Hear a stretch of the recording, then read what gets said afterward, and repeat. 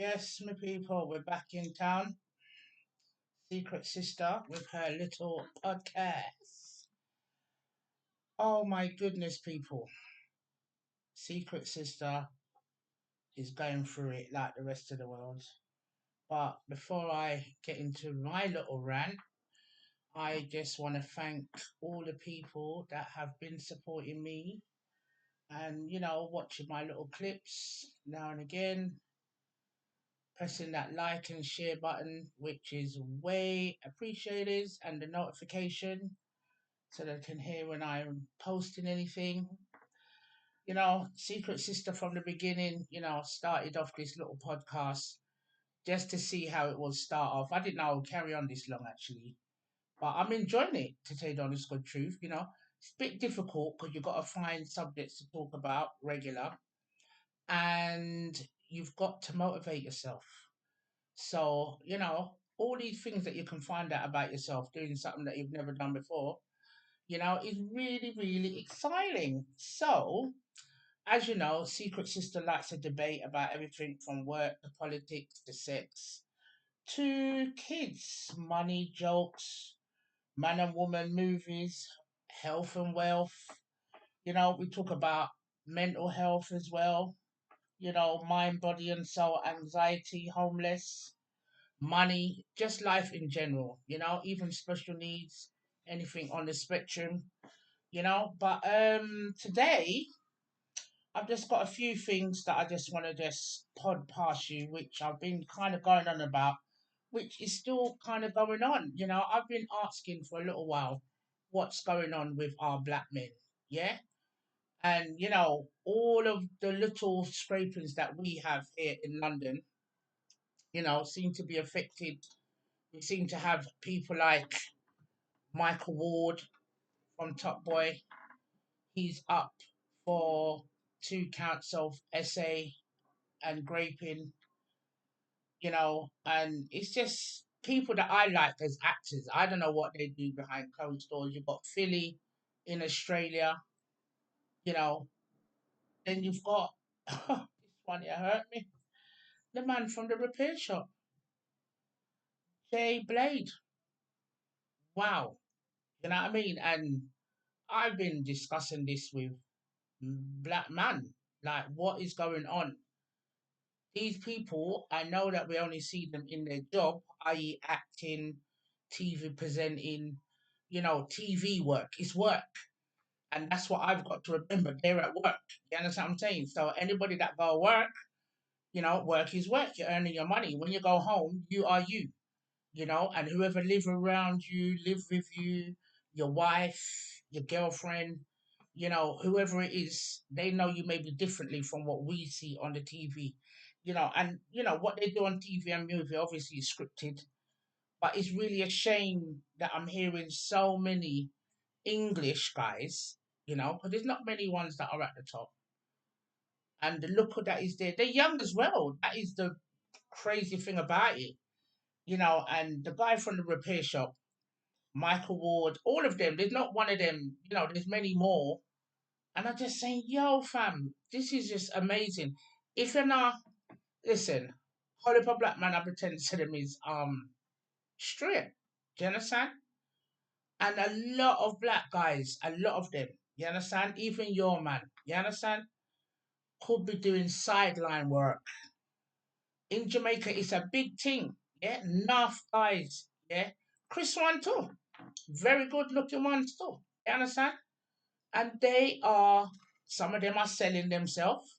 Some of them, it is, that's what they like. But to me, when it comes to bisexual things, when it comes to man, in my opinion, anyway, yeah, the woman is only a pawn. Do you understand? You're gonna prefer being with a man than with a woman. Even if you do the same thing, there's only limitations when you've got a woman and you prefer a man. But this limitless man is becoming hard for women to find a man. So even if you can't find a man and you got a man that sometime in like A, but sometime in more B, and then I mix some blend with the A and B, but the B is getting more attention than the A. You understand? There you go, limitations again. Then if black man is just known for forcing himself on women, that's another deterrent again already. You understand?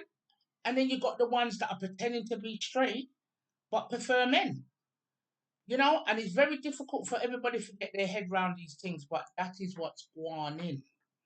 Do you understand? That's why it's good to talk, because somehow you have to sniff it out. You understand? Because these guys will slip up. You understand what I'm saying? Especially if you're looking out for it and they think, yeah, I'm getting away with it. But if you have to look out for the signs, you understand? They're not easy to look out for, but a lot of these guys, they do little things that you think, it's questionable. You understand? And even if it's questionable, keep it in the back of your head that something could have been going on. And all this time, women think men are cheating with men. No, with women, it's a man him a cheat with. Yeah, enough man is cheating with man. And them have them wife, them have them picnic, them all roll a club and go on like them is bad man too. Do you understand what I'm saying? But their preference in a sexual manner, yeah, is man. Because you see all of these men that are do all of these freaky things, you understand? You have to know a girl that is into the same sort of behavior. And, I've seen girls on TikTok, they would have good conversations for maybe years on TikTok and think that they know the man, know the man, know the man. Well, you know the man verbally, yeah. You may even know the man physically, but you don't really know what you like. You understand? Because anyone can go with anyone. Do you understand what I'm saying? Not because a man is gay, he can't sleep with a woman, but his preference is a man. Do you understand? So I've known a gay guy to sleep with a girl, but it's because she got drunk. They got drunk together. And in the drunkenness, it just slip and slide, everybody swim. So, when I'm talking to loads of ladies and they say, oh, there's no guys out there, there's plenty. There's plenty out there. But at the same time, guys have changed. They've upped their scale in the bedroom. Do you understand what I'm saying? Number one. You know what I mean? And their behavior becomes a little bit more toxic. So it has to be a certain sort of woman that can tolerate on a long scale. You understand? If you're just a meantime person and yes, I come in on the meantime and just I say, all right then, may just I give up the front and all of these things and you don't really want nothing else. Cool. But after a little while, women, their heart start rule their head. You understand? And then after a little while, they get demanding. They want change up the system. Do you understand what I'm saying? And men can go like that as well. Because there's some women that are ruthless as well. All they want is just like look a water of the garden and just allow me. I don't want really going on no domestics with no man. But then men will say, no man, I really like this girl, and I don't want nobody else trouble her if me I trouble her. Do you understand what I'm saying? And she thinks she's freelance. And he's like, nah, well, I'm only troubling you. I'm not even dating two women. So it can get tricky if everybody don't know their lane. But you see, when it comes to, like I say, my black man, who I'm very proud of, I have two lovely sons, and I don't want them to be known for anything but what they are, good men. Do you understand what I'm saying? I mean, anybody that line up in any of these essaying and all of these things, even Mo Gilligan, they tried to get involved. But I don't even know. Listen, I'm doing this podcast today in school holidays. My little one is over there. So if you hear any little sound, yeah, and a rat, and my little modeling over there, so yeah, because he knows that I'm doing it. He's looking right at me. And he's like, oh, there she goes, Ron K. Phillips, thinking that she's on telly. Well, yes, I'm on my telly. Thank you. But anyway, like I was saying,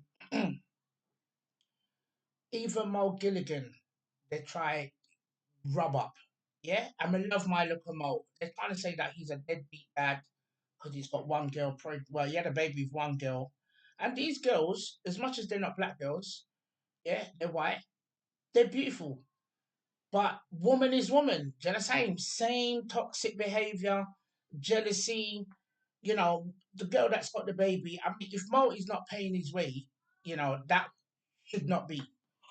But when you've just had a baby and you see the guy that you've had the baby with has got another girl pregnant, they're on the red carpet, it can make you feel a little bit rubbish. Do you understand what I'm saying? But to me, pride is key. Pride is key, but the baby's young. She could be going through her baby blues.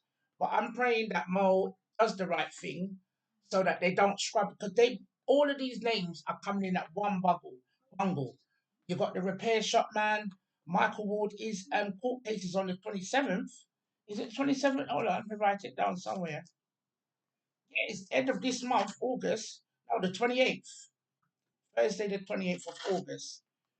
And then I saw the news, the repair shop. I had to go online just to see if it was true because, like I said, all these people that I'm mentioning, whether they're here or abroad, some of them, well, all of them, we only know through. Even I watched a documentary about the guy from Friends, own life, and boy, fam, everybody is just misconstrued, thinking because they work, it's a job, and go work. And yes, these people they are making a sitcom or a soap, EastEnders, Coronation Street is work.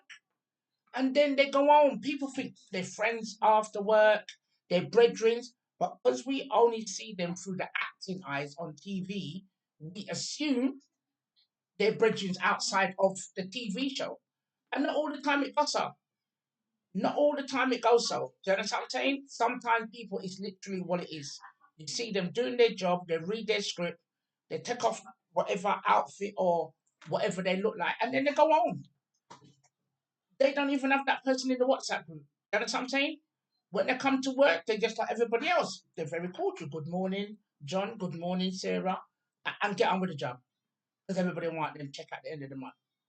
So, I mean, me, I was fooled. I'm there liking these guys. I mean, maybe because they're good looking too, but me don't want them line up. There's so much crime in the world in people.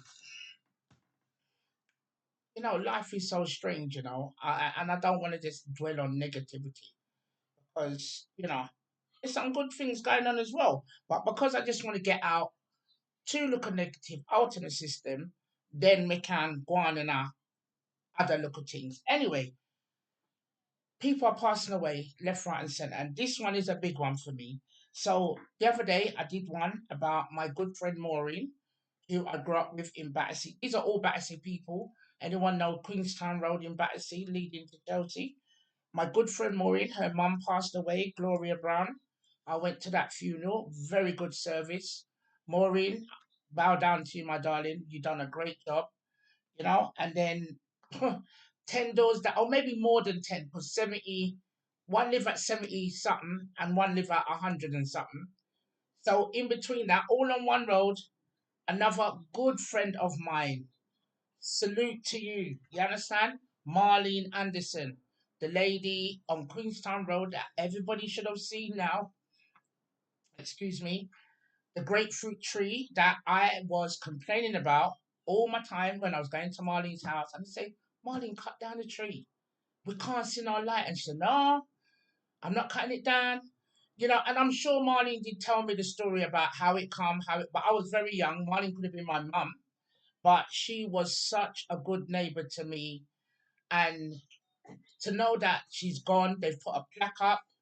The grapefruits, if anybody want to go down to Queenstown Road, yeah, and have a look at the tree, take a picture of it because now press have got hold of it, and there's a lady there, and she's taking charge that the tree isn't demolished, and I can't believe all of these things are happening to Marlene. You know, now she's gone because this lady, I mean, she's got stories. If she was here, I'll pull her up here and put her on this podcast because she is from, where is she from? Is it Grenada? A small island country. It's either Grenada or Barbados, one of them. And I just think she's a lovely woman. Me and her got on, but she's a hustler. You understand? Don't feel say Marlon ain't no, she's gone to jail, she's into drugs. Anything you want to find, yeah? If you can't find it in the Argos catalogue, Marlon will get it. She know a man that know a man. And yeah, it looks like, this tree has grown over the years. It's bearing real pink grapefruits. And, you know, Looks like the council are not going to demolish it.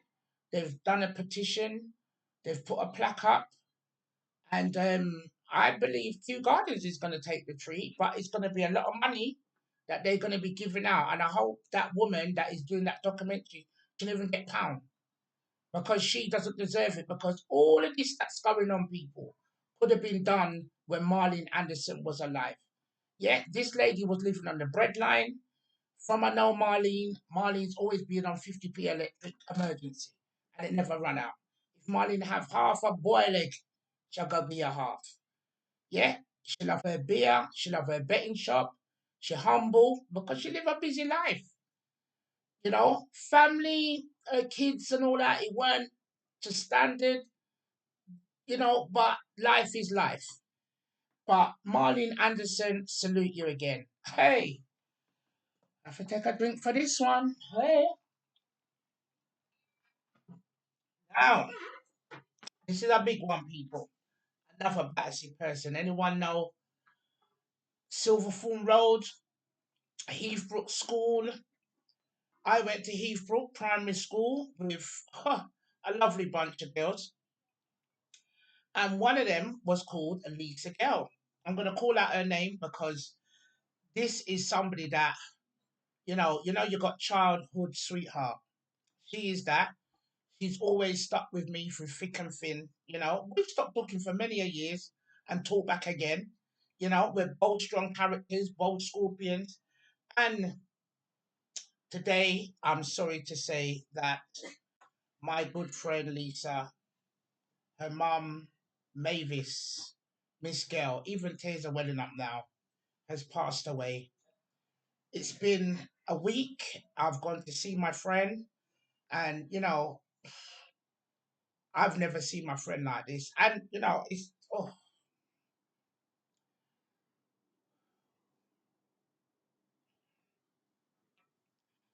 one is hard because Miss Gail, she was a special. They should call her the town mother because you hear her before you see her.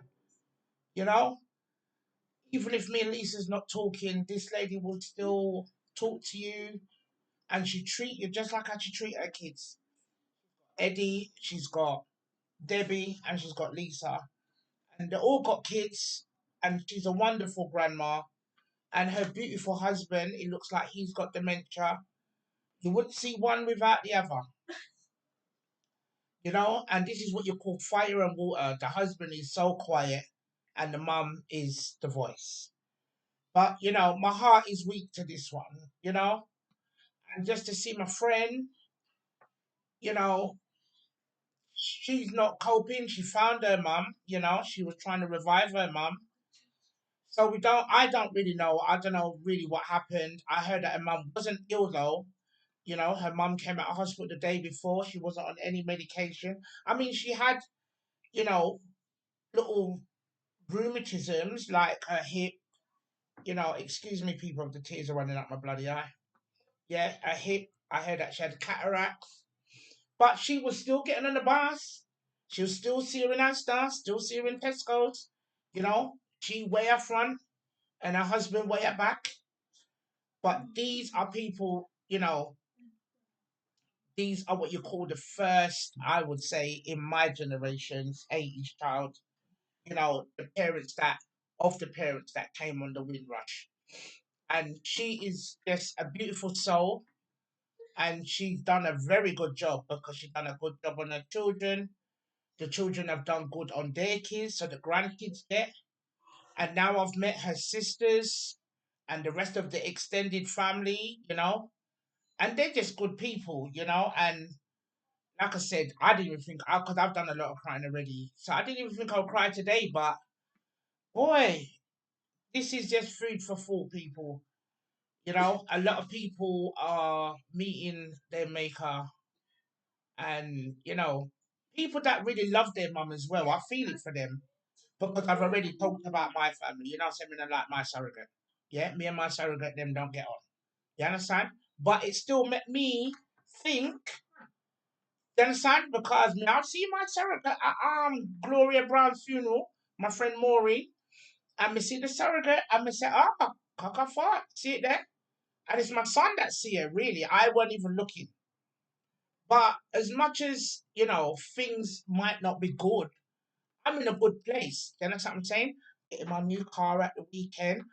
I bought myself a bike. Yes, people, Secret has bought a bike. Yeah. And the happiest person that said that loves that I bought the bike is my boyfriend, my man, Michael. Yeah, he love it that I've bought the bike. But I'm not in competition with him because Michael is elite. I am not elite. One break, people. Hold on. It's all come back. Hold on. The government time.